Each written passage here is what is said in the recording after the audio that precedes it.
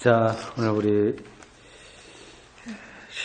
12소예언서 공부 두 번째 시간이죠. 말라기입니다. 구약 성경 맨 마지막에 있어요. 학개, 스가랴, 말라기 요거를 같이 한 묶음으로 생각하시면 되겠습니다. 그 언저리에 있어요. 같이 학개, 스가랴, 말라기.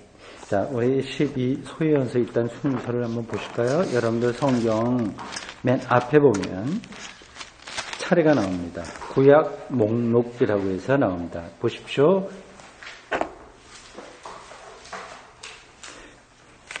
우리가 성경 읽기를 개인적으로 좀 하시겠지만 되게 모세오경 이렇게 중요한 것들을 많이 봐요.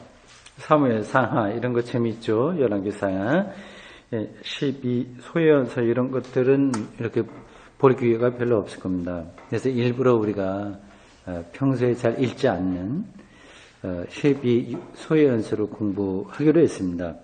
여러분들 그 구약 성경 맨 앞에 구약 목록 찾으셨죠? 네. 호세아부터 쭉 내려옵니다. 호세아 12개입니다. 우리 같이 한번 읽어볼까요? 호세아부터 시작. 호세아, 요엘, 아모스, 오바댜, 요나, 미가, 나움, 하박국, 스바냐, 학개, 스가랴, 말라기. 이거 다 외울 수 있겠습니까? 다음 주에 시험 쳐볼까요?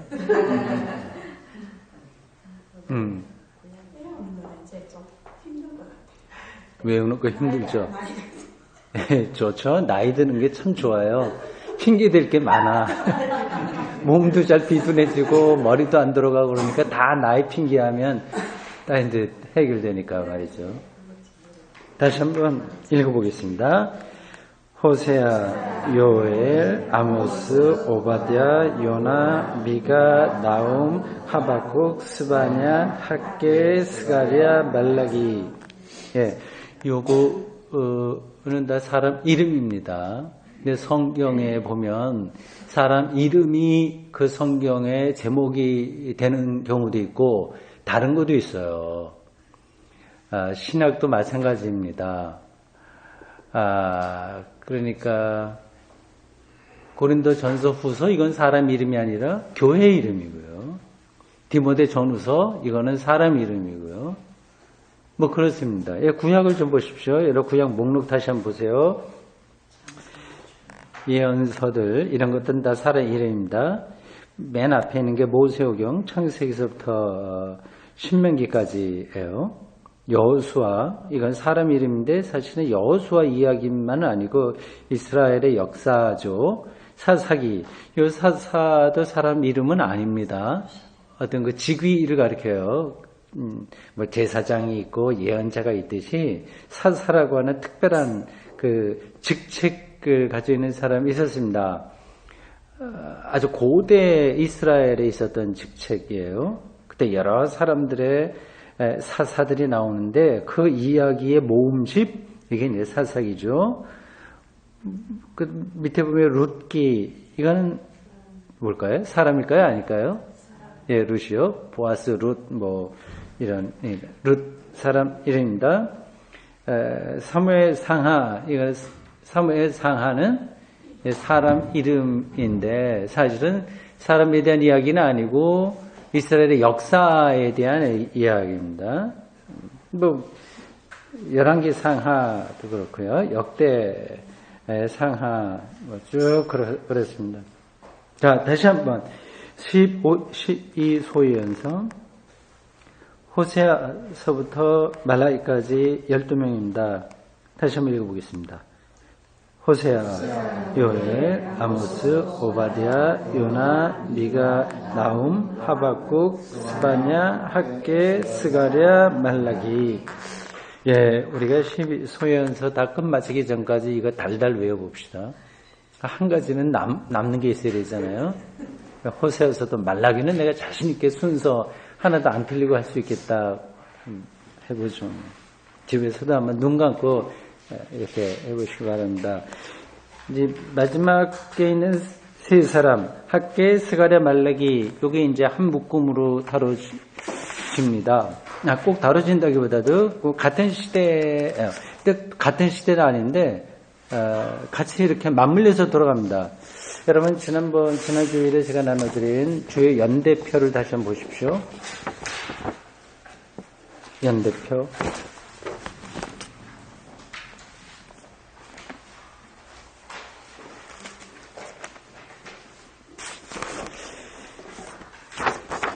오른쪽 맨 밑에는 아니고 밑에서 좀 10줄 정도 위쪽으로 가면 거기에 학계, 스가랴, 말라기가 같이 뭉쳐 있을 겁니다. 학계, 스가랴, 말라기. 스가랴는 1장에서 8장까지만 되어 있어요. 그리고 조금 대여섯칸 내려간 다음에 스가랴 9장에서 14장 이렇게 있습니다.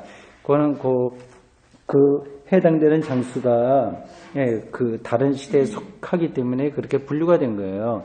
뭐 이걸 어떻게 아냐? 성경에 나오지도 않았는데 이건 학자들이 연구한 겁니다.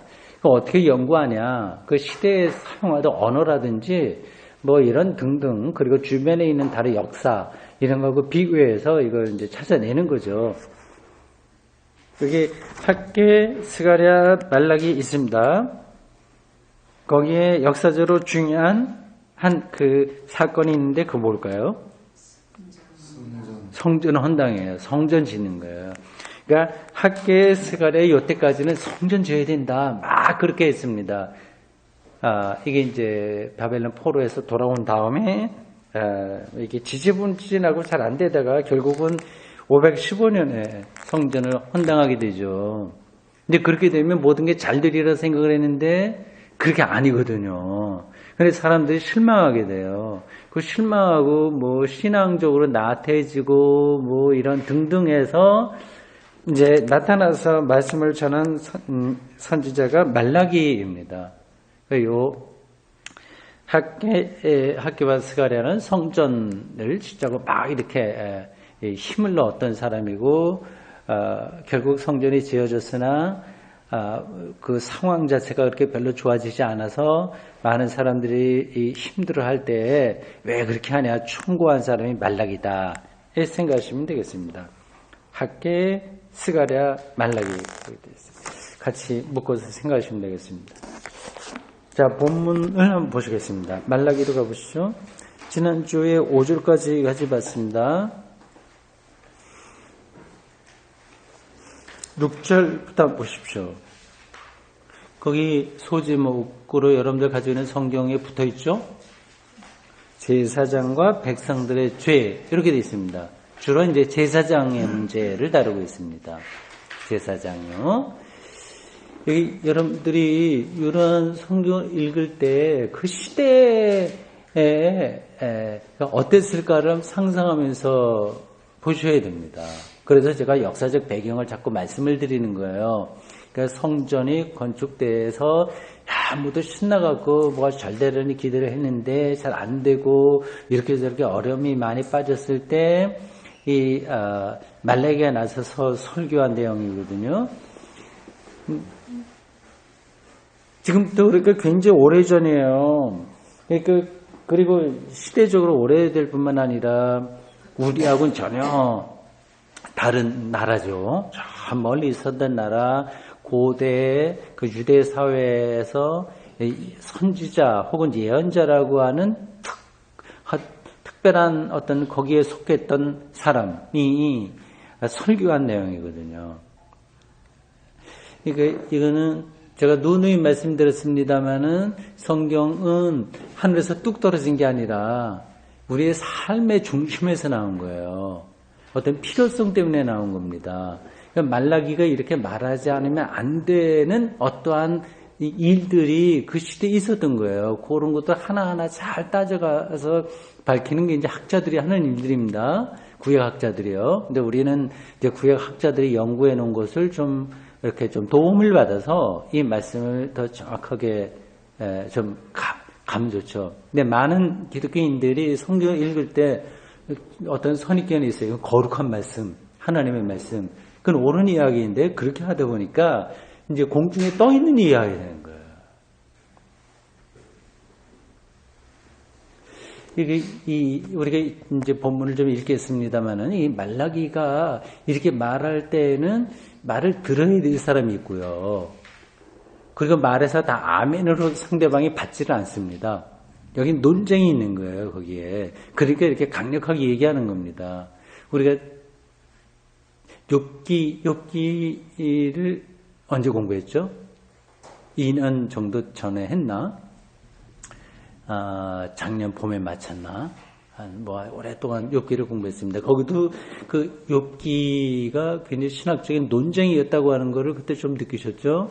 예, 이거는 어떤 지혜 전통, 거기서, 너 재앙당한 것은 네가 죄를 지었기 때문에 그래. 그러니까 죄 회개하고 하나님 앞에 돌아오면 축복해 줄 거야. 이게 지혜 전통이거든요.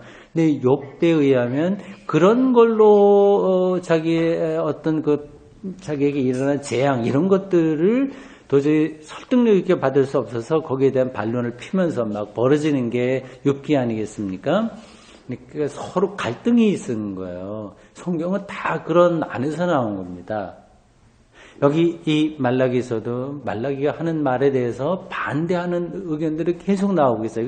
이게 그게 우리 눈에 보이기도 하고 숨어 있기도 하는데 그렇습니다. 근데 말라기만 아니라 사실은 다른 성경이 다 마찬가지인 거예요.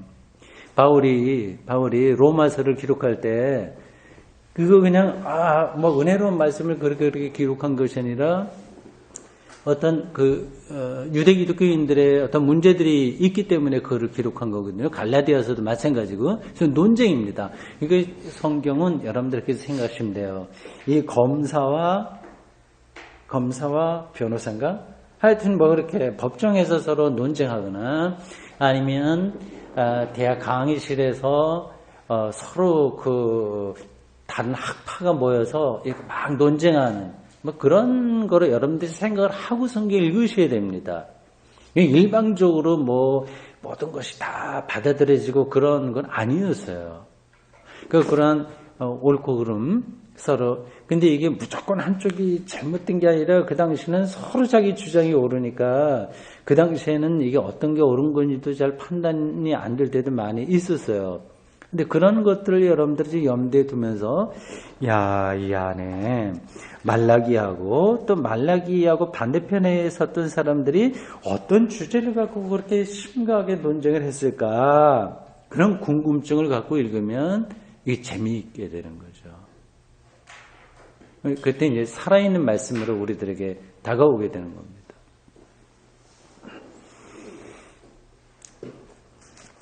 자, 이제 그런 관점으로 하려면 우리가 여기서 말할 게 많이 나올 겁니다. 우리가 하는 만큼만 하겠어요. 일단 본문을 읽어보겠습니다. 자, 지난번에 5절까지 했으니까 이제 오늘 6절부터 14절까지입니다. 이거를 교독해서 읽겠어요. 그리고 마지막 절은 같이 읽으면 될 것 같네요. 순서로 보니까 그렇습니다. 자, 제가 먼저 읽겠습니다.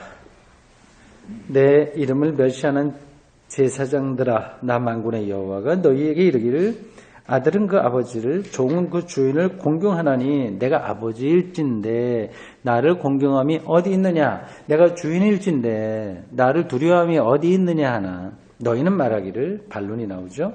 우리가 어떻게 주의 이름을 멸시하였나이까 하는도다. 너희가 더러운 그들과의 세금을 버리고 도망하기를 우리가 어떻게 주를 더럽게 하였나이까 하는도다. 이는 너희가 여호와의 식탁은 경건히 여길 것이라 하기 때문이다. 만군의 여호와가 이르노라. 너희가 눈먼 희생 제물을 바치는 것이 어찌 악하지 아니하며 정한 것, 병든 것을 드리는 것이 어찌 악하지 아니하냐. 이제 그것을 너희 총독에게 드려보라. 그가 너를 기뻐하겠으며 너를 받아주겠느냐.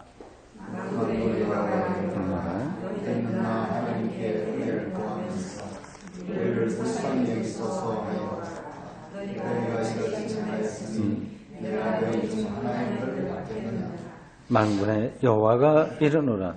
너희가 내 제단 위에 헛되이 불사르지 못하게 하기 위하여 굉장히 강력하게 얘기해요. 너희 중에 성전 문을 닫을 자가 있었으면 좋겠도다. 아니, 교회 문 닫자 이 얘기죠. 내가 너희를 기뻐하지 아니하면 너희가 손으로 드리는 것을 받지도 아니하리라.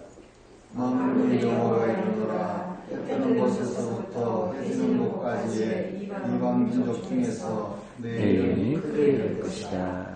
각처에서 내 이름을 위하여 공양하며 깨끗한 제물을 드리니 이는 내 이름이 이방 민족 중에서 크게 될 것이다. 그러나 너희는 말하기를 여호와의 식탁은 더러워졌고 그 위에 있는 과일 곧 먹을 것은 경멸히 여길 것이라 하여 내 이름을 더럽히는도다. 만군의 여호와가 이르노라. 너희가 또 말하기를 이 일이 얼마나 번거로운고 하며 코웃음 치고 훔친 물건과 드는 것, 영는 것을 가져왔느냐.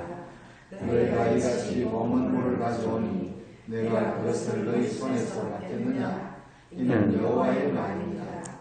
짐승 떼 가운데 수컷이 있거늘 그 서원한 일에 흠있는 것으로 속여 내게 드리는 자는 저주를 받으리니 나는 큰 임금이요 내 이름은 이방 민족 중에서 두려워하는 것이 되매니라. 만군의 여호와의 말이니라. 아멘.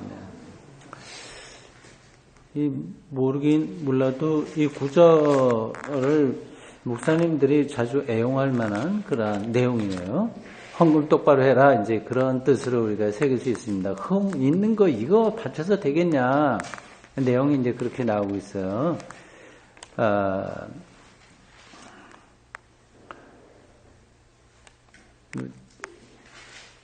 이제 일단 이제 그런 이야기긴 한데 이제 또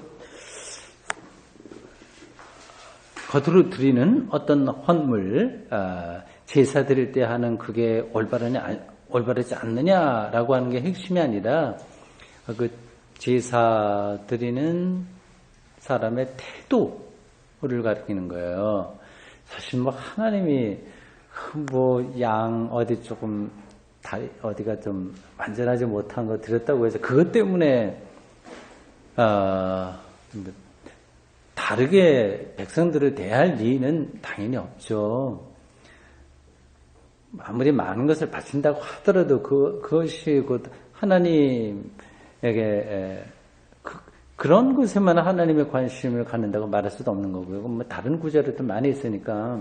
근데 성경에 보면 서로 충돌하는 것이 있어요. 이런 오늘 본문만 보면 야 이거 정말 이 구약에 보니까 신약하고도 좀 다른 의미이긴 합니다만 어쨌든 이 재물을 정말 조금이라도 잘못된 것들이면 큰일 나겠구나 그렇게 생각을 할 수 있고요. 또 어떤 데서는 너희들 그래 바쳐봐 완전한 거 잘 바쳐봐야 하나님이 받지도 않는다 뭐 그런 표현도 있습니다. 서로 이렇게 충돌하는 구절들이 많이 있어요. 성경 안에는 그걸 전체적으로 종합해서 이게 하나님과의 관계가 어떠해야 되냐 하는 것을 아는 게 중요하지 한두 구절 갖다가 바로 이렇게 돼 있으니까 이 구절대로 해야 돼 이렇게 하게 되면 오해되는 경우가 많이 있습니다. 예. 자 보십시오. 6절 보세요. 내 이름을 멸시하는 제사장들아 얘기하고 있습니다. 이게 제사장이 문제인 거예요. 제사장. 내 이름을 멸시한다. 이제 그거를 안에 상징적으로 번제나 뭐 이런 거 드릴 때 올바른 거 드리지 않는다. 이제 그걸 짚긴 한 겁니다만은 핵심적으로 중요한 건 내 이름을 멸시하는 태도예요. 그러면 내 이름을 멸시한다 그러면 10계명 중에 어떤 구절이 좀 기억이 나죠? 몇 번째에 있어요? 10계명에 몇 번이에요? 그게? 세 번째요? 예. 그러니까 실제로 가져오는 재물이 어떠하냐고 하는 게 그게 핵심이 아니라 그건 하나의 예로 드는 것이고 하나님의 이름을 멸시하는 그런 거죠. 근데 그게 겉으로는 잘 드러나지 않아요. 근데 이제 말라기는 이제 그걸 분명하게 본 거죠. 보십시오. 6절. 이제 6절에 보세요. 앞부분에서는 말라기가 이름을 멸시하는 제사장들아 이렇게 하면서 이제 막 따지잖아요. 그랬더니 이 제사장들이 뭐라고 얘기합니까? 그렇죠. 우리는 안 그랬다 얘기하는 겁니다.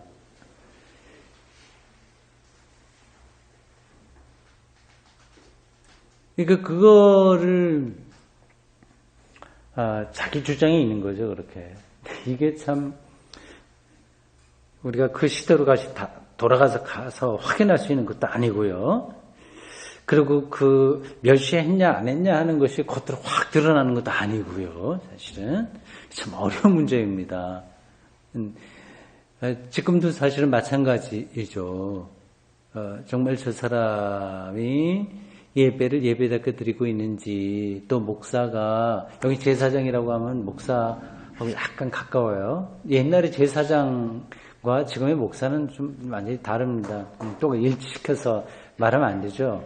그러니까 제사장에게 옛날에 이렇게 했는데, 그러니까 목사가 그런 역할이다. 그러니까 지금 목사를 제사장하고 연관시키면 안 됩니다. 그거는 조금 다른 문제예요.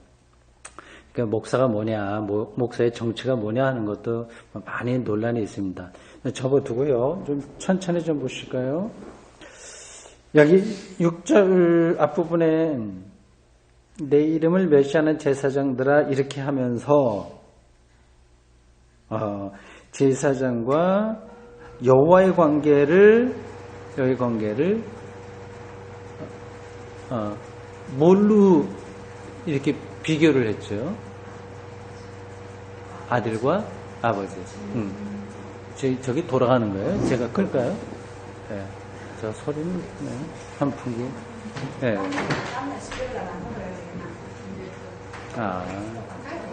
네, 그렇군요. 예. 네, 알았습니다. 일단 유대 사람들에게 제사장에게 특별한 의미를 부여한 거죠. 아들 하나님과 이 제사장의 관계는 아버지와 아들과 같은 그런 특별한 관계다를 전제하고 지금 이야기를 합니다. 그렇게 역할이 중요한데 제사장은 뭐 그럴 수밖에 없었습니다. 유대인들을 대표해서 제사를 드리는 거니까요. 제사를 드린다고 하는 것은 죄의 속죄, 거의 속죄의 의미가 있어요.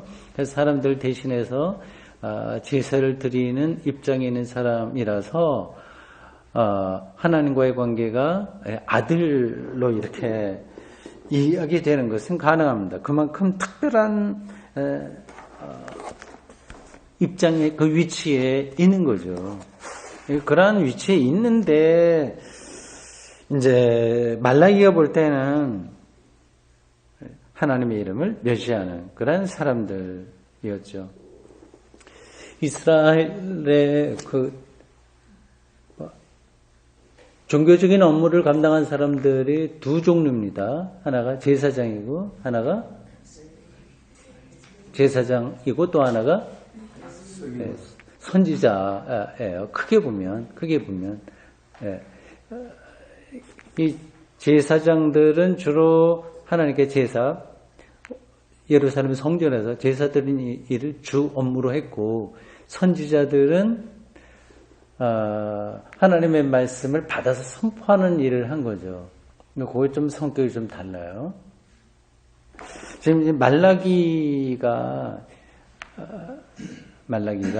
이제 성전에서 그 제사를 드리고 있는 제사장들의 모습이 하나님의 일을 멸시하는 그러한 태도라서 지금 충고를 하고 있습니다.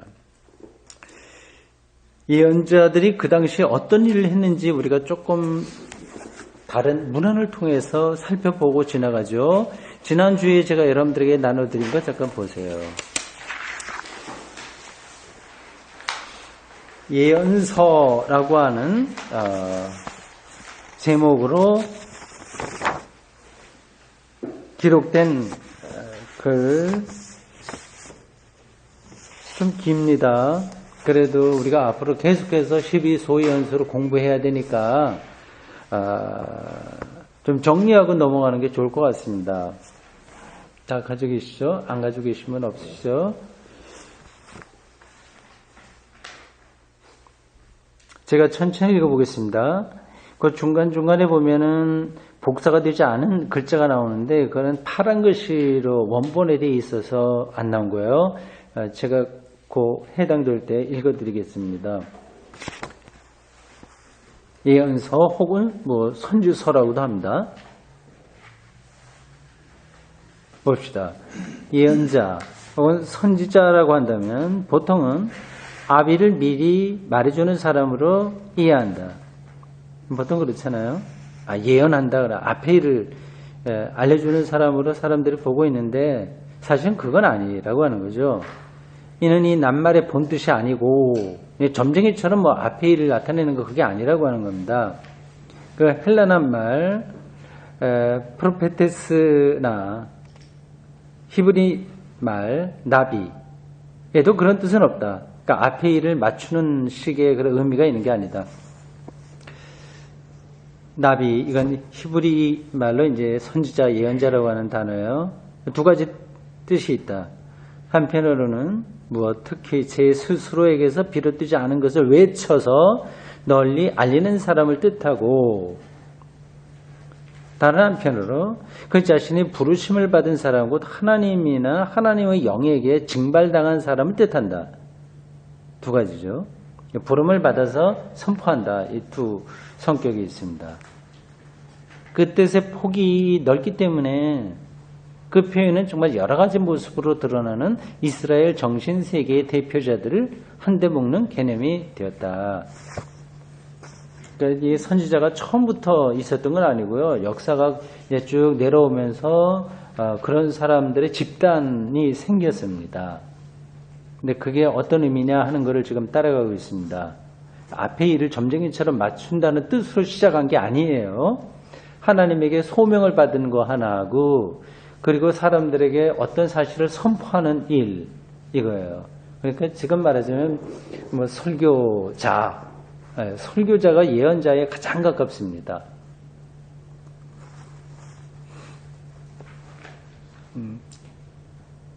그 신약성경에도 뭐 예언, 고린도전서 그 뭐 은사에 대해 많이 나올 때 예언한다고 할 때는 다 그 설교한다는 뜻입니다. 우리는 이제 예언이 이제 앞일을 얘기하는 것처럼 뉘앙스가 그렇게 들리는데 실제적인 의미는 설교한다. 그렇게 이해하시면 되겠습니다. 사무엘상 10장 5절에서 12절, 19장 18절에서 24절에 보면 사사시대에 왕정시대로 넘어가는 과도기에, 그렇죠? 그 사사시대에서 왕정시대로 넘어가는 과도기에 가장 큰 역할을 한 사람이 누구죠? 사무엘입니다. 사무엘. 그러니까 지난주에도 말씀드렸듯이 사무엘은 예언자이기도 하고 뭐 제사장이기도 하고 왕이기도 하고 사사이기도 하고 여러 가지 성격을 가지고 있는 특별한 인물이었어요. 그 과도기에 여러 무리의 사람들이 하나님의 영에 사로잡혀 무화경의 상태에서 등장하는데 이들을 나비, 괄호 열고 예언자, 선지자라고 부른다. 그들 가운데서 일부는 예언자 공동체를 이루는 듯한데 선지자 공동체예요. 자기들끼리 그러한 공동체가 된 거예요. 수도원에서 어떤 사람들이 모이듯이 이들이 하나의 커뮤니티를 이룬 거예요. 그런 공동체는 왕정시대에 이스라엘 땅의 여러 성소에서 찾아볼 수 있다. 성소, 이렇게 예루살렘 성전은 아니고요. 성소는 여러 곳곳에 어떤 거룩한 장소라고 할 수 있습니다. 예루살렘 성전이 세워진 거는 어느 왕 때죠? 솔로몬 때죠. 그러니까 그 이전에는 곳곳에 여러 곳에 성소가 있었습니다. 그 성소들이 많은 경우에는 그 예루살렘 원주민들이 신을 섬기던 그러한 곳이었어요. 그걸 이제 인수받은 거죠.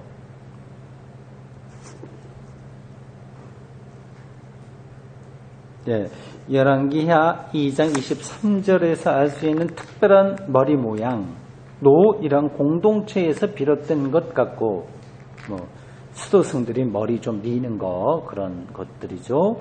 염소털로 만든 세계의 예언자 옷은 예언자 예레미야를 알아보는 특별한 표가 되었다. 초기 예언자들의 모습을 지금 따라가고 있어요. 그러니까 이스라엘에 있는 모든 신앙과 제도 이런 것들은 다 역사적인 근원이 있어요. 갑자기 나온 게 아니라 쭉 내려왔습니다. 그 중에 하나가 이제 선지자 혹은 예언자의 전통입니다. 중요한 것으로 말할 것 같으면 이런 무리들보다 훨씬 뛰어난 사람들이 사무엘과 엘리야와 엘리사 같은 옛 시대의 위대한 인물들인데, 이들도 마찬가지로 나비, 과로의 예언자예요. 예언자, 나비 예언자. 나비는 히브리 말로 표현한 거예요. 뜻은 예언자라고 부른다. 이들과 예언자 공동체의 관계에 대해서는 등등등등 여러 데서 볼 수 있다. 예언자 그룹, 그 공동체와 이러한 위대한 그 카리스마가 있었던 그 엘리야, 엘리사, 사무엘과의 관계를 우리가 조금씩 이 성경 여기에 인용된 데서 찾아볼 수 있다고 하는 거죠. 우리 일반 신자들은 그냥 읽어도 그게 뭔가 잘 나타나진 않아요. 잘 안 보일 겁니다. 이건 전문적인 학자들이 연구한 결과입니다. 예언자라고 하는 개념은 여기서 하나님의 사람이라는 개념과 연관되는데, 보이지 않는 그 부분이 하나님의 사람이에요. 예언자라는 개념은 그 예언자 그룹이 처음부터 왔다 갔다 결정된 게 아니라 어떤 것을 계기로 해서 이렇게 커뮤니티, 공동체를 형성하면서 점점 발전돼 온 거죠. 그러니까 예언자라고 하는 개념은 여기서 하나님의 사람이라는 개념과 연결되는데, 하나님의 놀라운 능력이 이 하나님의 사람 안에 드러난다. 그렇지만 보이지 않는 부분 예언자예요. 예언자라고 하는 개념은 특히 선견자라는 개념을 받아들이는데, 하나님은 내면의 직관과 환상을 통해 이 선견자에게 무엇을 알려주시고 지시를 내리신다. 어떤 것을 미리 뚫어볼 수 있는 거죠. 이런 걸 보고 이렇게 이를 내다보는 점쟁이처럼 그렇게 하는 걸로 오해할 수 있는데 그런 건 아닌 겁니다. 역사를 뚫어보는 어떤 은사, 그런 것들을 얻게 된 사람들인 거죠. 예언자의 이 역사도 굉장히 깊죠. 아주 희미하게 시작하다가 점점 그게 큰 힘으로 이제 세력을 얻게 된 겁니다. 선견자 개념은 왕궁과 성전을 중심으로 특별한 성격을 띠게 된다. 성전에서든지 왕궁에서든지 하나님이 알려주시고 지시하는 바를, 환상을 보는 능력을 밑바탕으로 하여 임금에게 전해줄 수 있었던 선견자를 찾았고, 그리하여 특별히 임금을 섬기던 예언자들이 있었다.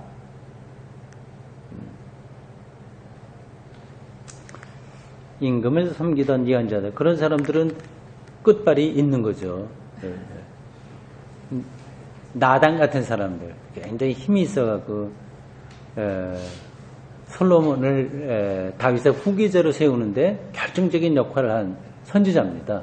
만약에 나단이 없었다면 그 다윗의 솔로몬의 어머니 이름이 뭐죠? 밧세바. 예, 밧세바 혼자서는 못했습니다. 자기 아들을 왕으로 만들지 못했어요.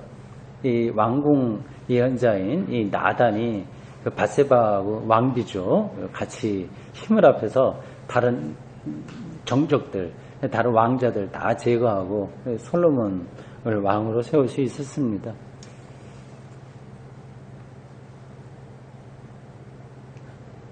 성전에서는 예언자들이 제사장들과 나란히 자리를 잡고는 그 업무 분담에 대해서는 더 이상 정확하게 알 수는 없다. 주로 이제 제사장들은 성전의 중심이긴 한데 그래도 그 안에서 말씀을 선포하는 예언자들이 좀 있어요. 근데 두 계급이 어떻게 업무를 분담을 했는지는 뭐 역사적으로 잘 나타나지 않는다고 하네요. 백성 전체나 개인들의 탄원에 대한 하나님의 응답을 전해줄 뿐만 아니라 그와 관련하여 그들을 위해 기도 드리는 일도 했다. 이러한 성격들이 지금 교회에도 들어와 있는 거죠. 예언자적인 역할을 하는 게 교회 안에서 목사가 하는 일 중에서 뭘까요? 설교죠. 설교하는 거. 그리고 제사장의 역할을 뭐 성격은 다르지만 어쨌든 그 제사, 그러니까 예배와 이제 똑같은 건 아니지만 같이 연관시켜서 생각한다면 뭐 예배를 인도하는 거, 뭐 그렇게 생각하지. 그런 성격들이 다 들어와 있습니다. 그 다음 패러그래프, 거기 안 보이는 부분 제가 읽겠습니다. 이 왕궁 예언자들과 성전 예언자들,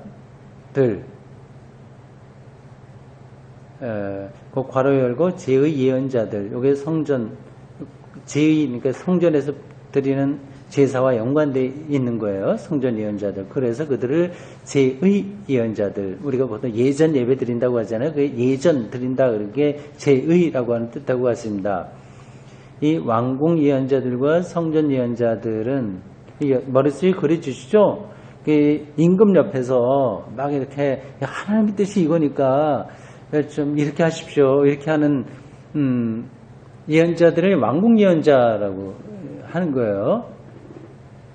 그래서 최순실 같은 역할을 하는 건가? 어쨌든 뭐 굉장히 강력하게 임금 옆에서 그 역할을 했고요. 또 하나는 이제 왕궁이 아니라 제사장, 성전에서 그런 역할을 한 두 부류의 예언자들이 있습니다. 어느 정도 독자적인 직업 계층을 이루었다. 근데 발전해 나가는 거예요. 그들이 생계비를 임금에게서 받거나 그들의 수고비에 대해서 백성에게서 보수를 받는 것은 정상적인 것이어서 그 자체가 문제될 것은 없었다. 그렇죠. 뭐 임금으로서도 이러한 말씀을 전하는 사람이 옆에 있으면 든든한 거죠. 하나님의 말씀을 통해 자기에게 오니까. 그래서 그 월급도 왕궁에서 주고 많이 그랬던 것 같습니다. 그렇지만 이 직업 예언자들은 그러니까 왕궁에 있건 성전에 있건 이 사람들은 거기서 월급을 받는 거니까 직업 예언자들은 물질적으로 사람들에게 매이기 때문에 하나님에게서 나오는 진실을 말하는 대신에 자기들에게 임무를 맡긴 사람들의 마음에 들게 말하거나 그들을 달래주는 말만 전할 위험에 처할 수 있다. 자연스러운 거죠. 당연한 거죠.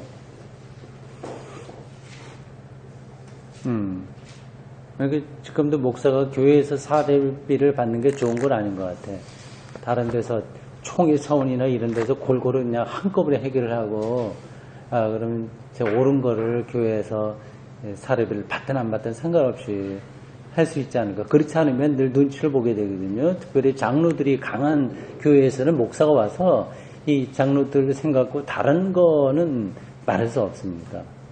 예, 여기 그 당시에도 다 그렇게 돌아간 거예요. 왕궁과 제사장, 그 성전에 있었던 예언자들이 어쩔 수 없이 자기 돈을 주는 사람의 눈치를 보게 되었다고 하는 거죠. 그들은 왕궁과 성전에 널리 퍼져 있었던 부패에 저항할 수가 없었고, 오늘 우리가 눈으로 다 보고 있는 바입니다. 직권을 남용하여 예루살렘 멸망의 결정적인 역할을 한 사람들이었다.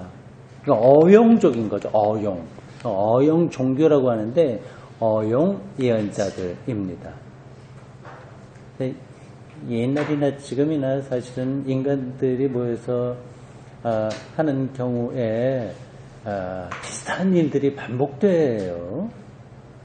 역사를 통해서 우리가 배워서 앞으로 진보를 이루어야 되는데 그게 또 다시 또 거꾸로 가기도 하고 좀 그렇습니다.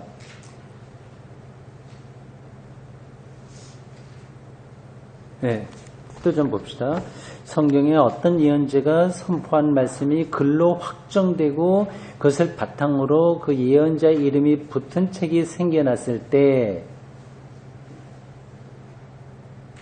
뭐 예레미야서나 뭐 이런 것들을요, 이사야나 그 예언자들을 가리켜서 문서 예언자라고 한다. 문서 예언자. 그러니까 나단, 아까 얘기한 이 다윗 곁에서 밧세바와 같이 궁정에 있으면서 하나님의 말씀을 선포한 나단도 굉장히 뛰어난 사람이었잖아요. 사실은 이 다윗도 나단의 이 도움을 많이 받았습니다. 그래서 앞으로 갈 것도 이제 똑바로 들어오기도 했는데, 어쨌든 그러한 나단 같은 선지자들은 문서 예언자가 아니죠. 나단의 이름으로 어떤 글이 남아있는 게 없으니까요. 그런 책이 생겨났을 때 그런 예언자들 문서 예언자라고 한다고. 그건 여러분들 외워두십시오. 문서 예언자.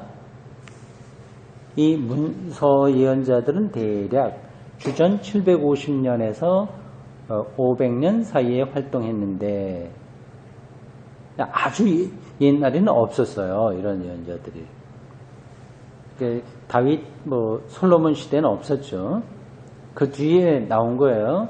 이 시기에 이스라엘은 그 존립이 전체적으로 크게 위협받다가 마침내 정치적으로 멸망했고, 그 뒤에 바벨론 포로 기간이 끝나자 자기들의 땅에서 다시 한번 세상을 할 수 있었다. 요 주전 750에서 500년이라고 하는 숫자를 한번 보십시오. 여기 어떤 일들이 요 사이에 벌어졌을지를 보세요.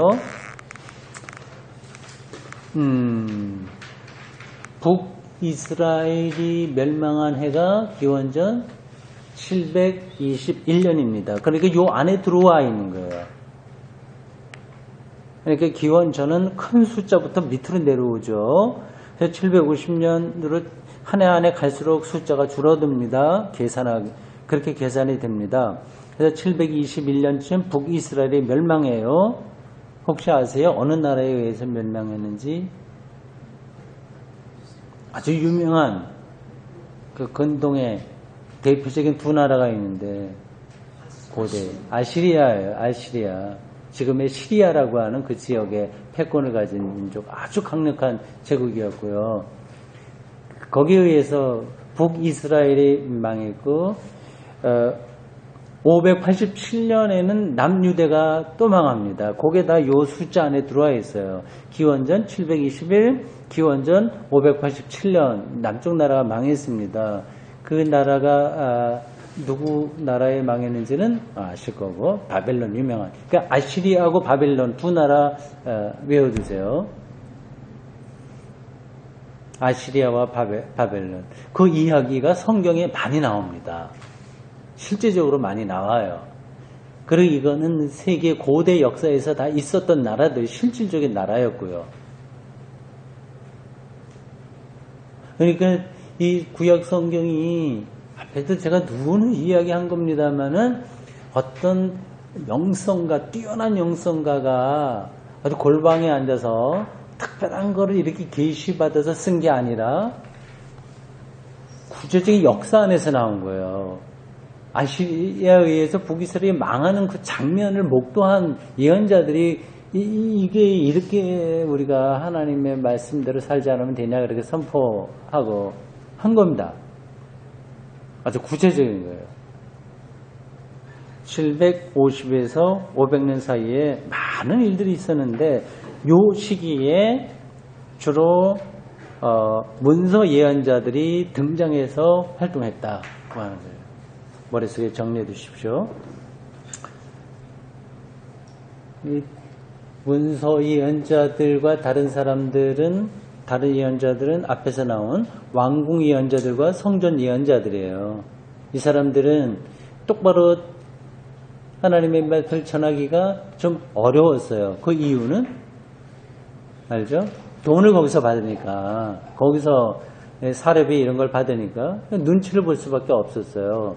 근데 문서 선교자들은 그렇지 않았어요.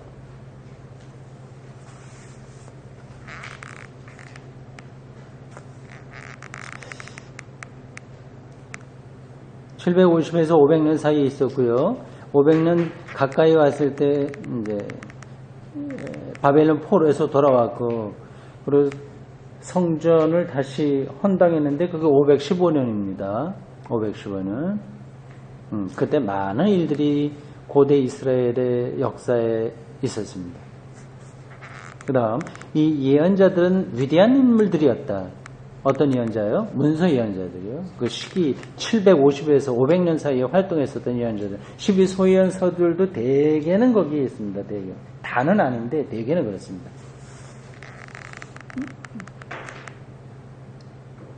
하나님에게 직접 부르심을 받았으므로 사람들에게 왕에게 얽매이지 않고 그래서요. 당시 왕궁과 성전에서 활동하던 공직상의 예언자들과는 전혀 다른 종류의 예언자들이어서 하나님이 세우신 다른 여러 기관의 대표자들에게 그랬듯이 이들에게도 심판을 선언할 수밖에 없었다.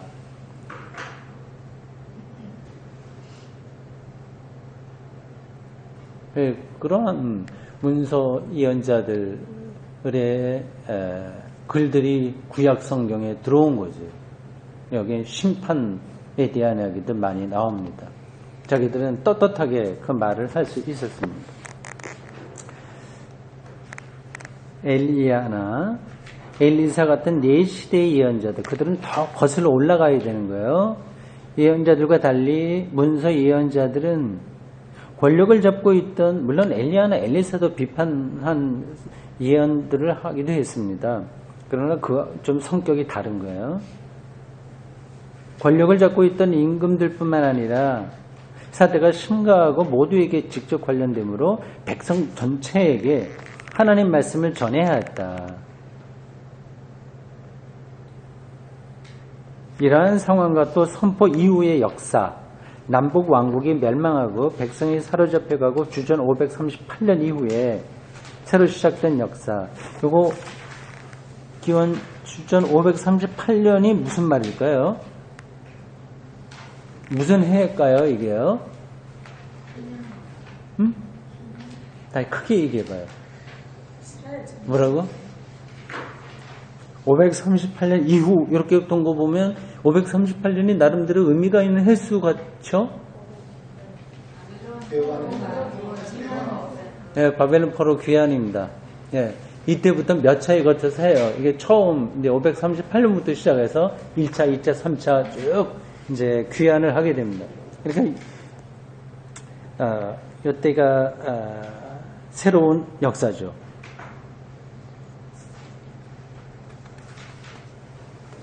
제가 바로 이 예언자들의 말들을 글로 확정하여 포로기 때와 그 후에 그들의 이름으로 된 책의 바탕으로 삼게 한 중요한 근거였을 것이다. 그러니까 이 예언자들의 글들이 이제 시간이 지나면서 사람들에게 많이 읽혀지고 특별히 바벨론 포로 이후에 이게 정말 필요한 말씀이라고 하는 공감대가 이루어져서 유대교 안에 중요한 문헌으로 자리를 잡게 됐다는 얘기죠. 그러니까 구약 성경이 누가 딱 계획해갖고 어느 한 날짜에 막 이렇게 쓰고 그런 게 아닙니다. 아주 오랜 시간에 걸쳐서 많은 논쟁의 과정도 있고 특별히 문서 예언자들의 글들이 살아남기도 하고 거기에 또 보충하기도 하고 하면서 고대 이스라엘의 역사 안에서 출현된 종교 문헌이다. 이렇게 생각하시면 됩니다. 이렇게 설명하면서 여러분들 혹시 이해되지 않는 거 있으면 질문하세요. 뭐 숫자나 뭐 단어라든지 이런 것 중에서 확 들어오지 않는 거 있으면 말씀해 주세요. 지금까지는 다 괜찮죠? 네.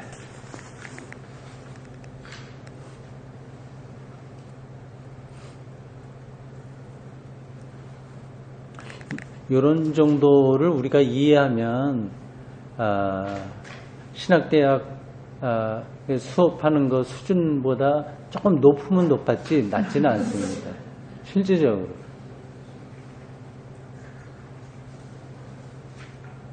근데 신학대학 들어갈 때 학생들이 되게 나이가 어리잖아요. 20대 초반 이렇게 들어가잖아요. 그러니까 이 세계나 뭐 이런 것에 대한 생각이 전혀 없어요. 그러니까 관심이라고 하는 건 빨리 이제 뭐 졸업하거나 목사 안수 받아서 교회 빨리 들어가서 뭐 해야겠다는 생각이 있어서 정말 어떤 글들을 마음을 두고서 읽지를 않습니다. 그래서 이런 걸 읽어도 그냥 시험 치기 위해서 조금 몇 개 뭐 외우고 그런 정도지 자기께 되지를 못하죠. 만약에 신학대학 가서 이런 지금 우리가 짤막하게 봤습니다만은 이런 예언서에 대한 배경들을 안다면 설교할 때 엉터리는 안 하는 거지. 근데 몇 개 문자 갖다가 막 이걸 갖다 강요하다시피 이렇게는 못 하는 거죠. 근데 이런 거를 읽었어도 이게 도대체 어떤 사태인지를 잘 진지하게 생각하지 않고 지나가 버리는 겁니다. 봅시다. 문서 예언자들이 옛 시대의 예언자들과 구별되는 또 다른 점이 있다. 여기서 옛 시대 예언자들은 뭐예요? 예, 그렇죠. 근데 문서를 작성하지 못한 사람들, 그냥 왕궁에 있거나 성전에 있거나 이렇게 하면서 활동한 사람들, 그런 사람들과 구별되는 또 다른 점이 있다. 곧 엘리야나 엘리사 같은 사람들은 자기 시대의 정치, 종교 상황을 바로잡으려고 이에 직접 개입하되 피 흘리는 것을 두려워하지 않았다. 주전 750에서 500년 사이 활동했던 예언자들에게 남아있었던 것은 말씀의 능력밖에 없었고, 엘리야나 엘리사는 조금 더 과격하게 활동을 했네요. 근데 문서 선교 예언자들에게는 그런 것은 보이진 않습니다. 근데 말씀의 능력에 사로잡힌 거예요. 주전 750에서 500년 사이 활동했던 예언자들에게 남아있었던 것은 말씀의 능력밖에 없었고, 굉장한 어떤 초자연적 카리스마 이런 것들은 없었던 거죠. 백성의 죄를 함께 지고 백성 대신 속죄할 수 있으리라고 하는 것, 마침내는 그렇게 할 임무뿐이었다. 그러한 차이가 있습니다. 이 시대 예언자들은, 우리가 공부하는 건 지금 다 문서 예언자들이에요. 이 시대 예언자들은 자신들이 생각하고 바라는 바와는 완전히 반대되는 메시지를 하나님의 말씀으로 전해야 했다. 그들은 다가오는 것, 그 자기들 선포해야 했던 하나님의 심판에 눈길을 돌린 것이 분명하지만, 점쟁이처럼 미래의 베일을 벗겨보려고 그리한 것은 아니다. 밑줄 쳐놓고 잘 생각하세요. 여러분들 예언자하면 반복해서 드리는 말씀이지만 자꾸만 점쟁이로 생각하는데 전혀 그렇지 않습니다.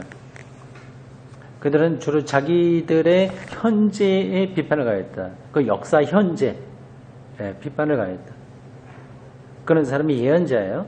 그들은 이스라엘 및 유다 백성의 공동체 안에 있는 해악, 곧 하나님의 가르침이 개인과 백성의 삶 가운데서 더 이상 규범이 되지 못한다는 사실을 사정없이 들춰냈다. 부자들은 가난한 자들을 착취하고 백성의 지도자들은 역사의 주이신 하나님을 마음에 두지 않는 정책을 펼쳤다. 사람들은 겉으로 계속 그럴듯한 모습을 가지고 성전에서 제물을 바쳤다. 하나님을 만족시키려고 했으나 이는 그런 다음에 오로지 자기의 길을 가고자 하기 위한 것이었다. 순수하지 못한 거죠. 예언자들은 경고자로 등장하여 회개를 촉구했으나 이들이 할 수 있는 일이라고는 불신실하고 참여할 줄 모르는 하나님 백성에 대해 여전히 하나님의 심판을 전하는 것, 실뿐일 때가 자주 있었다. 참, 이 문서 선교자들은 그 비애감을 많이 느꼈을 겁니다. 아무리 해도 사람이 안 바뀌니까요. 무력감도 많이 느꼈을 겁니다. 그래도 그들은 말씀을 전한 거죠. 예언자들은 하나님에게 부르심을 받았기 때문에 자기들은 하나님의 사자라고 생각했다. 안 보이는 부분 하나님의 사자라고 생각했다. 그들은 자신들의 정권으로 말하지 않았고 내가 어떻게 한다 그렇게 하지 않았고요. 그래서 흔히 여호와께서 이까지 말씀하신다 라거나 여호와의 말씀이 내게 임했다 라는 식으로 말했다. 그래서 그거는 그 사람의 말이에요. 사실은 예레미야의 말이고 이사야의 말입니다. 그러나 그 표현하는 방식에서는 하나님께서 나에게 이런 말씀을 주셨다고 하는 거죠. 이어 그들이 선포한 말씀은 그 기본 틀이 보통 두 부분으로 이루어졌다. 곧 하나님이 개입하실 것을 예고하는 부분, 재난과 예고, 재난 예고와 그 근거를 밝히는 부분, 죄의 지적인데 죄를 지적하는 부분에서는 그 말씀을 들어야 할 사람들의 삶 속에 있는 폐해를 낱낱이 든다. 재난 예고와 죄의 지적의 순서는 바뀔 수 있다. 그 밖에도 예언자들에게서는 청중들이 익숙히 잘 알고 있던 여러 가지 표현 형식, 그 사랑의 노래, 조가, 슬픈 노래요. 아모스 5장 이런 거요. 제사장의 가르침, 이나 구원 약속, 또 법정의 고발과 변론 등등의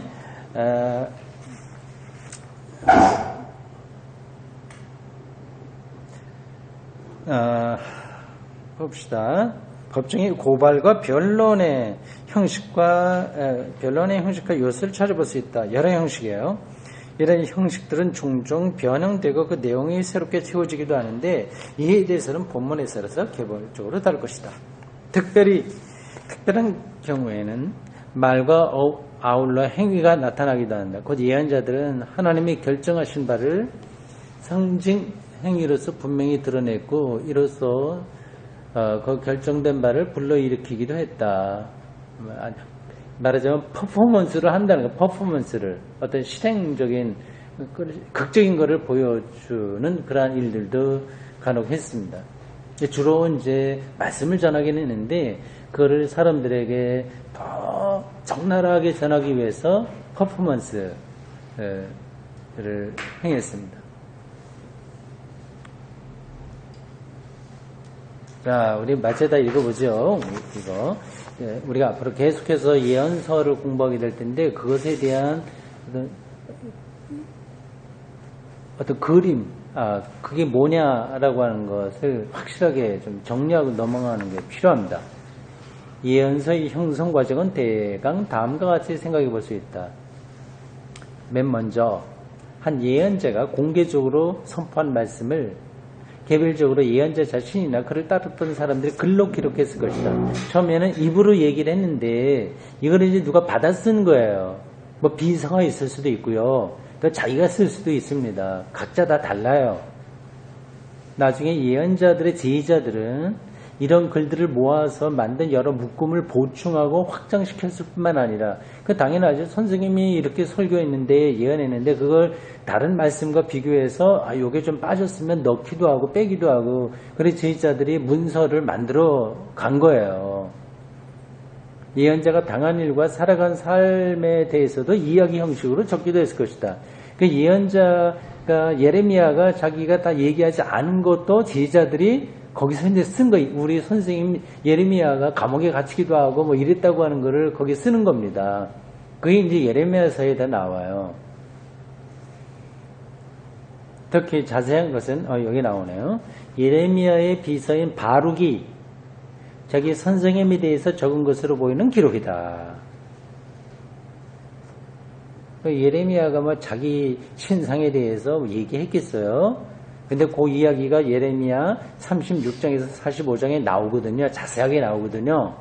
누구에게 무슨 일 당하고 뭐 죽을 뻔하고 뭐 이런 일들 나오거든요. 그건 이제 제자들이 바룩이라고 하는 제자가 자기 선생님에 대한 신상을 거기에 보충해서 넣은 겁니다. 그렇지만 이로써 예언서의 형성 과정이 다 끝난 것이 아니다. 제자들이 그거를 좀 보충했다고 해서 끝난 게 아니고요. 더 그게 그 예언서가 진행이 됩니다. 본디 예언자가 전했던 말씀을 보충하고 때로는 조금 약간 다르게 해석하면서 후대에 새로 벌어진 상황과 관련시켜 보는 것으로 보이는 경우를 늘 거듭하여 살펴볼 수 있다. 골치 아프죠? 그 예언서의 그 이야기 중에서 정말 예레미야가 한 이야기하고 나중에 후대에 그 어떤 상황과 연관시켜서 보충된 이야기들이 같이 막 이렇게 혼재되어 있어요. 그러니까 그거를 해석을 하려면 그 전체적으로 봐야 되는 거죠. 한 두 절만 갖고 바로 이렇다 말하는 거는 조금 경솔할 수 있습니다. 그래서 한두 구절 말하는 게 잘못됐다는 말씀은 아닙니다. 대개는 다 기본으로는 그 선지자가 한 이야기인데 대중에 몇몇 부분들이 나중에 포함된 거일 수도 있으니 그런 것들을 다 종합적으로 잘 따져보면서 정말 예레미야나 이사야나 에스겔에 말하려고 하는 것이 뭐였는지를 찾아내는 작업이 필요하다. 그 얘기입니다. 때로는 완전히 새롭게 표현된 다른 시대의 말씀이 저자의 이름을 밝히지 않고 또 덧붙여지기도 했다. 이런 과정에서 구약 예언의 본질적인 경향이 드러난다. 그런 과정이 정말 말씀이 살아나는 과정인 거예요. 딱 고정되어 있는 게 아니라 역사를 통해서 예레미야와 에스겔과 뭐 이게 12소연서도 마찬가지고 살아있게 말씀이 이렇게 해석되고 보충되고 완성되어 갔습니다. 곧 예언서는 그저 한 조각 과거를 돌이켜 보듯이 들춰볼 책이 아니다. 참 멋진 표현이죠. 그러니까 어떤 박물관에 가서 뭐 유물 하나 보는 거 이게 아니라고 하는 거예요. 늘 그 말씀을 읽는 사람들의 해석이 거기에 포함되는 거예요. 하나님의 말씀은 늘 새로운 가치를 늘 새롭게 가치를 지니고 늘 거듭하여 응답고 책임 있는 결단을 요구한다. 하나님의 말씀은 죽은 글자가 아니라 언제나 살아있는 말씀이다. 그래서 오늘날 설교도 그래야 되죠. 그냥 우리를 과거로 끌어가는 게 아니라 그 과거에 있었던 말씀이 오늘날 우리 21세기 이 시대에 살아가고 있는 사람들에게 실질적으로 뭐냐를 이제 붙들어내야 되는 거죠. 살아있는 말씀이다. 따라서 하나님의 말씀은 대대로 전해질 뿐만 아니라 여기 참 중요한 이야기를 많이 하네요. 여러분들 집에 가서 다시 더 읽어보시기 바랍니다. 네. 이 말씀은 대대로 전해질 뿐만 아니라 지금 계속 전해지고 있어요. 내려오고 있어요. 그것만이 아니라 새로운 상황과 관련하여 현실화되어 왔다. 현실화됐다고 하는 말은 약간 어색하죠. 아주 실질적으로 됐다. 그렇게 생각하시면 됩니다. 아주 그 리얼리티가 됐다. 정말 오늘 우리가 확실하게 붙들어야 될 어떤 내용을 갖게 되었다. 그렇게 생각하시면 됩니다. 이 말씀들 가운데 어떤 여러 가지는 구약 시대의 이스라엘 백성 가운데서는 완성에 이르지 못한 그 무엇이 하나님의 뜻대로 이루어질 먼 미래를 바라보는 눈을 열어준다. 예. 이는 특히 미래에 나타나실 구원의 임금 메시아에 대한 기대에 적용되는데 그분이 오신다는 것이 예언자들이 선포한 중요한 말씀들 가운데 들어있다. 신약성경은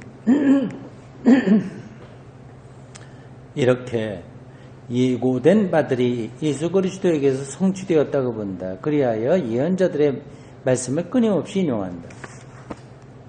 네, 그렇죠. 그러니까 신약성서 기자들은 그 제자들은 구약 성경을 근거로 해서 예수가 누구냐 그거를 설명하고 있잖아요. 그러니까 그 구약 말씀이 그냥 그대로 문자대로만 전승되는 게 아니라 그게 지금 그 시대에 정말 생명을 살리는 말씀으로 해석됐다. 그렇게 볼 수 있습니다. 그 다음 거의 다 됐네요. 문서 예언자들은 중요한 이야기를 지금 계속 하고 있어요. 이스라엘 주변 여러 나라 곧 일반 민족들에 대한 말씀도 선포했는데 엘리야나 엘리사 같은 사람들보다 이들은 이제 문서 선교사들이 아니에요. 그래도 더 포괄적이고 더 원칙적으로 선포했다. 이스라엘의 하나님은 문서 예언자들에게 자신이 세계 주이신 것을 드러내 보이셨다. 확장돼요. 세계. 이 먼저 선교자들이 있었기 때문에 예수의 복음이 온 세계에 전파되는 그런 계기가 마련됐다고 봅니다. 만약에 이러한 문서 선교자들의 역할이 없었다면 아마 유대인의 아들이었던 예수의 복음이 그렇게 꽃피기는 힘들었을 거예요. 하나님은 자기 백성 이스라엘에게 책임을 주공하시듯이 아주 작은 나라에서부터 크고 힘센 세계 제국에 이르기까지 다른 여러 민족의 책임도 따지신다. 이에 대해 증언하는 특별한 예언 묶음, 곧 이방 나라들에 대한 예언은 아모스, 이사야, 예레미야, 에스겔, 스바냐, 나움, 하박국에서 잡을 수 있다. 그렇지만 하나님이 마침내는 하나님 백성의 치유와 구원을 겨냥하시듯이 세상 모든 민족들이 이스라엘과 함께 또 이스라엘을 통해서 치유와 구원을 받는 것도 겨냥하신다. 약간 옆으로 좀 돌려서 보십시오. 문건 한쪽을 더 하려고 하다가 조금 남아서 그냥 거기에다가 같은 자리 빈 데에다가 넣어서 복사했습니다. 신약 성경에 이르러서야 제대로 드러나는 넓은 시야가 이미 여기서 열리고 있는 것이다. 마지막 패러그래프입니다. 문서 예언자들은 예언서의 분량에 따라 대예언자 혹은 대선지자 이사야, 예레미야, 에스겔입니다. 와 12소 예언자 호세아에서 말라기까지 나누어진다. 예레미야, 에가와 다니엘은 나중에 여기에 들어오게 되었는데 히브리어 성경 순서에 따르면 이 두 책은 예언서에 속하지 않는다. 그런데 거기 히브리 성경이라고 하는 말이 나오죠. 그럼 히브리 성경 말고 또 어떤 성경이 있을까요? 구약에요? 예? 예? 아람어 성경. 근데 있기는 있죠. 근데 지금 여기하고 이렇게 대별되는 성경 아닙니다. 구약, 예? 예, 헬라어 성경이에요. 헬라어 성경을 가리켜서 다른 말로 유명한 호칭이 있습니다. 네, 70인역. 네, 70인역이에요. 알렉산드리아에 와 있던 유대교 선생들 72명이, 정확하게는 72명이라고 하는데, 그 사람들이 히브리어를 잊어버린 디아스포라 유대인들을 위해서 히브리 말로 된 성경을 헬라어로 번역했어요. 그걸 가리켜서 이제 70인역, 셉투아진트 뭐 이렇게 부릅니다. 그 말 자체가 70인이라고 하는 뜻이에요. 그래서 구약 성경은 대표적으로 히브리 성경이 있고 70인역 헬라 성경이 있습니다. 거기 있는 내용이 조금 차이가 있어요. 어떤 게 더 들어가기도 하고 나오기도 하고, 아마 그 70인역에는 외경도 조금 더 들어가 있을 거고요. 그건 여러분들이 한번 나중에 어디 인터넷이나 이런 데 가서 찾아보시기 바랍니다. 그런 차이가 있습니다. 이 히브리 성경의 순서에는 이 두 성경, 예레미야, 에가와 다니엘은 예언서에 속하지 않고 성문서 이런 쪽으로 속합니다. 자, 우리가 긴 문장을 읽으세요. 어떻습니까? 여기 질문 있어요? 우리 같이 읽는 것 중에서.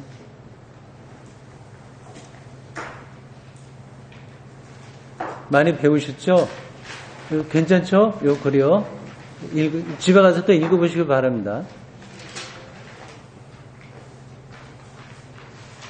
예. 그런 시각을 두고 우리 한 5분 정도만 더 이 본문을 좀 보도록 하겠습니다. 여러분 말라기 다시 한번 보십시오.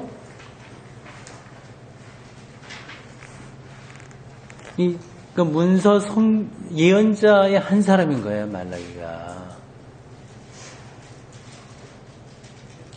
그리고 성전 바벨론 포로 이후에 성전을 복구한 다음 여전히 어떤 패배주의 그런 데 빠져서 이 제사를 등한히 하고 있는 사람들, 그러니까 하나님을 향한 마음이 떠나 있는 사람들, 특별히 그걸 잘 끌어가야 될 그러나 무책임했던 제사장들을 향한 경고, 충고가 바로 이 부분에서 다뤄주고 있습니다.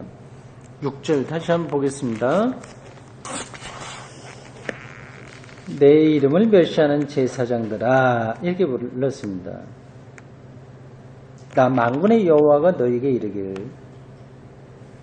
그렇죠. 이 말라기가 자기 설교하는 건데 하나님의 소명을 받았기 때문에 하나님이 말하는 것으로 과감하게 선포하는 거예요. 그러나 이거는 말라기의 설교입니다. 근데 말라기가 그 시대를 이렇게 뚫어본 거야. 간절한 마음으로 이제 외치는 거죠. 제사장들 너희들 하나님의 여호와의 아들로 이렇게 부름을 받은 사람들인데 왜 이렇게 멸시하냐 하나님의 이름을. 그러니까 정말 가슴이 이제 찢어지는 그러한 상태에서 충고하고 있습니다. 만군의 여호와가 너에게 이르기를 아들은 그 아버지를 좋은 그 주인을 공경하나니 내가 아버지일진데 나를 공경함이 어딨냐. 그러니까 말라기가 볼 때는 완전히 모든 게 지금 마음이 다 떠나 있는 그런 상태에서 형식적으로 제사를 드리고 있는 거예요. 나를 두려워함이 어디 있느냐. 그런데 이제 그 제사장들은 뭐라고 반론을 피냐. 우리가 어떻게 주의 이름을 멸시하였나이까. 이렇게 되는 거죠.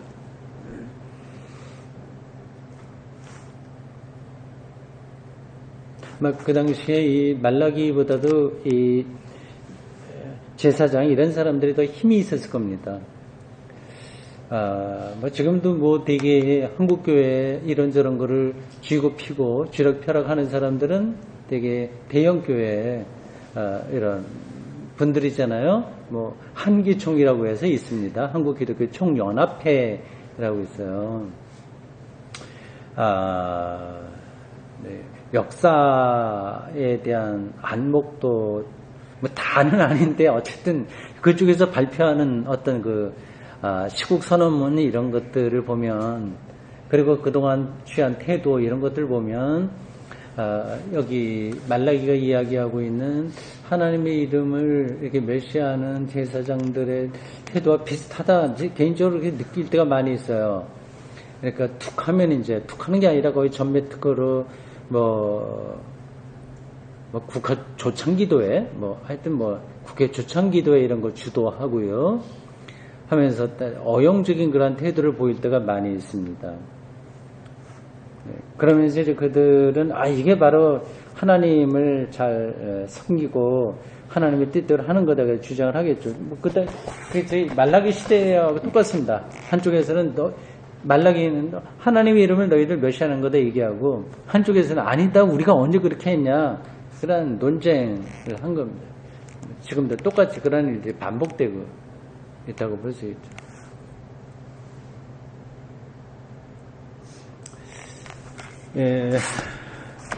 우리 다른 구절 우리가 다음에 한 번 더 보겠습니다. 집에 가서 다시 한 번 더 말라기에서 그 부분을 읽어보시기 바라겠습니다. 우리 같이 주님께서 가르친 기도를 하고 오늘 공부 마치도록 하겠습니다. 하늘에 계신 우리 아버지, 아버지의 이름을 거룩하게 하시며 아버지의 나라가 오게 하시며 아버지의 뜻이 하늘에서 같이 땅에서도 이루어지게 하소서. 오늘 우리에게 일용할 양식을 주시고 우리가 우리에게 잘못된 사람을 용서하여 준 것 같이 우리 죄를 용서하여 주시고 우리를 시험에 빠지지 않게 하시고 악에서 구하소서. 나라와 권능과 영광이 영원히 아버지의 것입니다. 아멘.